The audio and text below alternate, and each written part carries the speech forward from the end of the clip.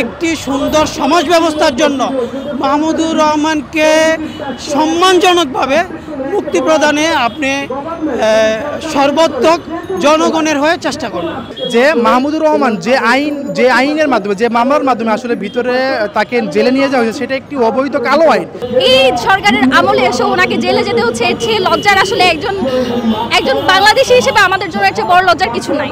জালিম হাসিনা পতনের পরে আরও যারা মিথ্যা মামলায় ছিল, যেমন ডক্টর ইউনুস, আদিলুর রহমান খান, ওনাদেরকে কিন্তু ওনাদের মামলা থেকে খারিজ করে দেওয়া হয়েছে। আদিলুর রহমান খানের 2 বছর কারাদণ্ড ছিল, সেটা তুলে নেওয়া হয়েছে। তো কেন মাহমুদুর রহমানের বিরুদ্ধে এই বৈষম্য? 250-টিরও বেশি ডিজাইন অপশন নিয়ে ওয়ালটন স্মার্ট ফ্রিজ, বোঝে আপনার প্রয়োজন। দেখেন, মাহমুদুর রহমান এদেশের একজন বিজ্ঞ সাংবাদিক। উনি পেশাগতভাবে সংবাদ মাধ্যমে, যখন উনি একজন পত্রিকার সম্পাদক ছিলেন, তখন উনি সর্বত্র চেষ্টা করেছিলেন যে বাক স্বাধীনতা, মানুষের স্বাধীনতার পক্ষে উনি ছিলেন। কিন্তু উনাকে একটি মিথ্যা মামলার মাধ্যমে যেভাবে হয়রানি করা হলো, উনি বাধ্য হলো দেশ ত্যাগ করতে। তো সেখান থেকে উনি আবার এখন দেশে আসার পরেও উনি আইনের প্রতি সম্মান দেখিয়ে যেভাবে উনি আইনকে মেনে নিয়েছে, তো সেভাবে আসলে আমরা বলতেই পারি যে এমন একজন দেশপ্রেমিক এবং আইনের প্রতি শ্রদ্ধাশীল ব্যক্তিকে দ্রুত মুক্তি দিয়ে দেশে একটি সুস্থ মিডিয়া এবং সমাজ ব্যবস্থা আর দিকে যাক। তা না হলে দেশ বিগত ফ্যাসিস্ট সরকারের আমলে এবং একটি গোয়েন্দা সংস্থার মাধ্যমে দেশে মিডিয়ার যেই একটা প্রভাব তৈরি হয়েছিল, সেখানে আসলে হচ্ছে আমিত্ববাদের একটা মিডিয়া প্রভাব ছিল। সেখান থেকে আজকে বাংলাদেশে মাহমুদুর রহমানের মতো, শফিকুর রহমানের মতো এমন অভিভাবক, সংবাদ মাধ্যমে এমন লোকগুলো আবার ফেরা দরকার। এজন্য আইনের প্রতি শ্রদ্ধা রেখে আইন উপদেষ্টাকে বলবো যে আপনি বিশেষভাবে বিষয়টিকে বাংলাদেশের পুনর্গঠনের জন্য, একটি সুন্দর সমাজ ব্যবস্থার জন্য মাহমুদুর রহমানকে সম্মানজনকভাবে মুক্তি প্রদানে আপনি সর্বাত্মক জনগণের হয়ে চেষ্টা করবেন। আমরা জানি আজকে মাহমুদুর রহমান যখন বাংলাদেশ আত্মসমর্পণ করলো, তখন কিন্তু তাকে জেলে ভরে দেওয়া হলো।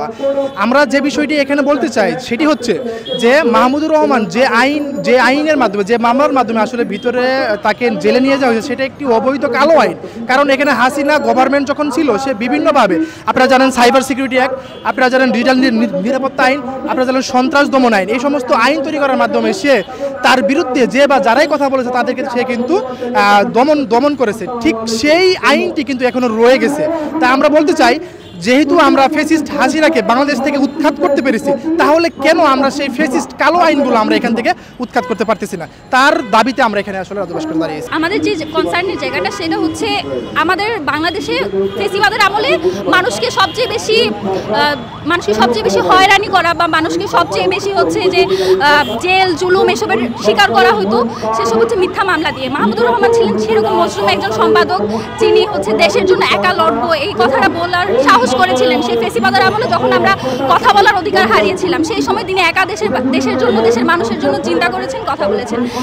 এখন এই সরকার, আমাদের আকাঙ্ক্ষার সরকার, আমাদের হচ্ছে নিজেদের সরকার, সেই সরকারের আমলে এসেও এমন একজন মানুষ, যিনি হচ্ছে সারা জীবন অন্যায় জুলুমের বিরুদ্ধে কথা বলে গেছেন, যাকে সেই সময়েও জুলুমের শিকার হতে হয়েছে এবং এখনও এসে আবার সেই জেল জরিমানা এসবের মধ্যে দিয়ে যেতে হচ্ছে।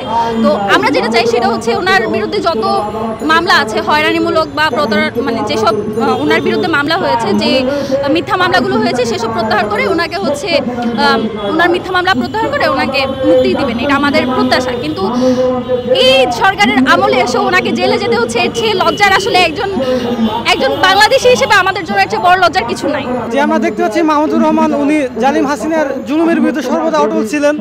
তো তাকে বিভিন্ন মিথ্যা মামলা হয়রানি করা হয়েছে।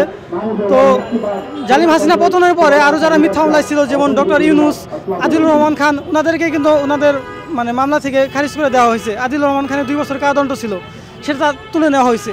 তো কেন মাহমুদুর রহমানের বিরুদ্ধে এই বৈষম্য? তাকে কেন আইনের স্বাভাবিক পথ দেখানোর কথা বলা হচ্ছে?